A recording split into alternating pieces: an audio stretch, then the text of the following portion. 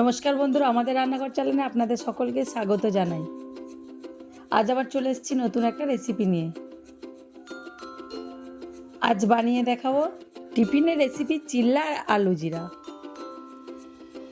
চলুন বন্ধুরা, রেসিপিটা শুরু করা যাক। প্রথমে আমি চিল্লাটা বানানোর জন্য 2 কাপ ময়দা নিয়েছি।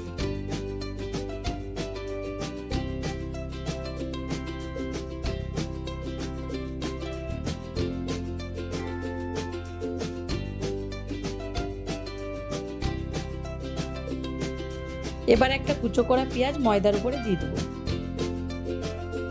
একটা ক্যাপসিকাম কুচো করে রেখেছিলাম, দিয়ে দেবো। হাফ গাজর কুচি করে রেখেছিলাম, দিয়ে দেবো। একটু আদা কুচো করে রেখেছিলাম, দিয়ে দেবো। ঝালের জন্য কটা লঙ্কা কুচো করে রেখেছিলাম, এবার দিয়ে দেবো। একটু ধনেপাতা কুচো করে রেখেছিলাম, দিয়ে দেবো। হাফ চামচ গোটা জিরে দেবো।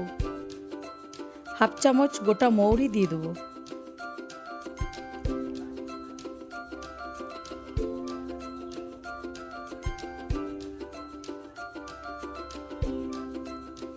একটু গোলমরিচের গুঁড়ো দিয়ে দেবো।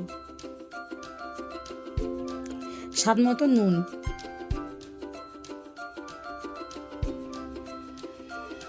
দুটো আলু আমি সেদ্ধ করে রেখেছিলাম, এবার হাতে করে এরকম ভাবে ভেঙে দেবো।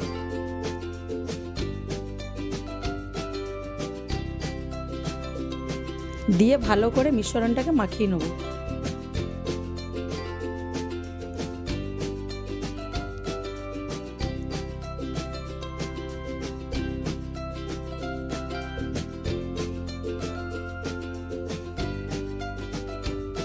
এবার সামান্য জল দিয়ে একটা ব্যাটার তৈরি করে নেব।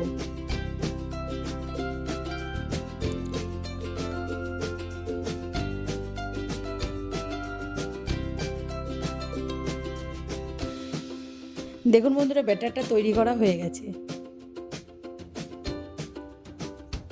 এরপর হাফ চামচ চিনি দিয়ে দেবো।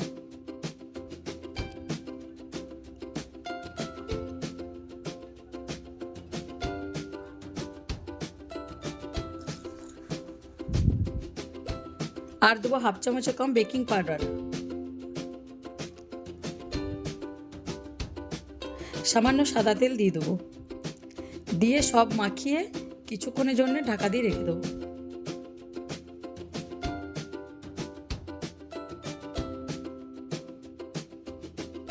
ব্যাটারটা আমি 15 থেকে 20 মিনিটের মতো ঢাকা দিয়ে রেখেছিলাম। এরপর আমি চিল্লাগুলো বানাবো। চিল্লাগুলো বানানোর জন্য ফ্রাই প্যান চাপিয়ে দিয়েছি। ফ্রাই প্যান গরম হয়ে গেছে। হাফ চামচের কম সাদা তেল দিয়ে দেবো।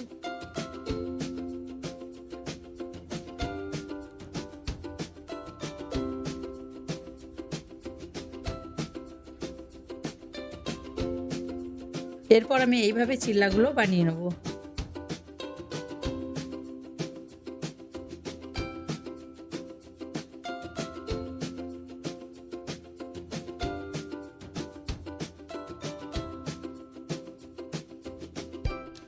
দেখুন বন্ধুরা, চিল্লাটা এক পিঠ ভাজা হয়ে গেছে, আর এক পিঠ আমি এইভাবে ভেজে নেব।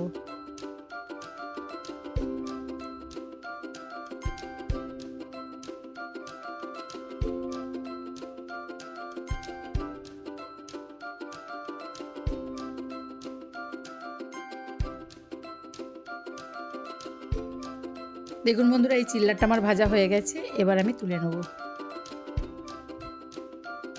আর বাকি ব্যাটারটা আমি এইভাবেই বানিয়ে নেব।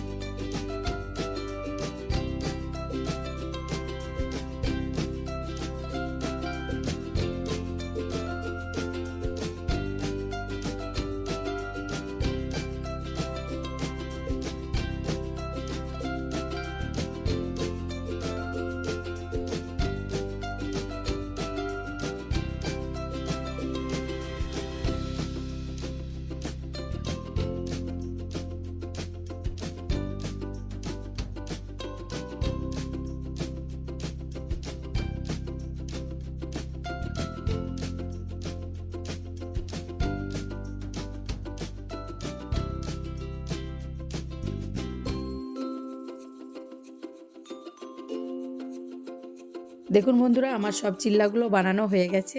এবার এর সাথে খাওয়ার জন্য আমি একটা আলু জিরা রেসিপি বানাবো। একটা ফ্রাই প্যান চাপিয়ে দিয়েছি, ফ্রাই প্যানে সাদা তেল দিয়ে দেবো।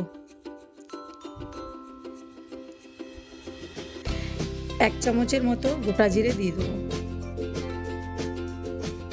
দিয়ে একটু জিরেটা ভেজে নেব। 2টো কাঁচা লঙ্কা কুচি করে রেখেছিলাম, দিয়ে দেবো। একটু সামান্য হলুদ দেবো।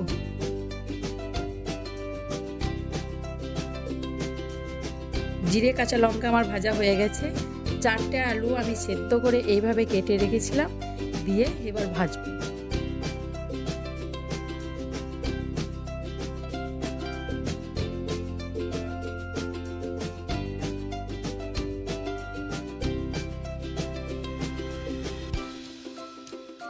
আলুতে পরিমাণ মতো নুন দিয়ে দেবো।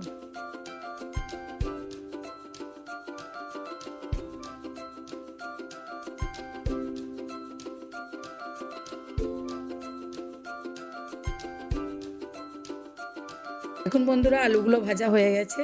এবার একটু ধনেপাতা কুচি ও 1 চামচ লেবুর রস দিয়ে ভালো করে মাখিয়ে নামিয়ে নেব।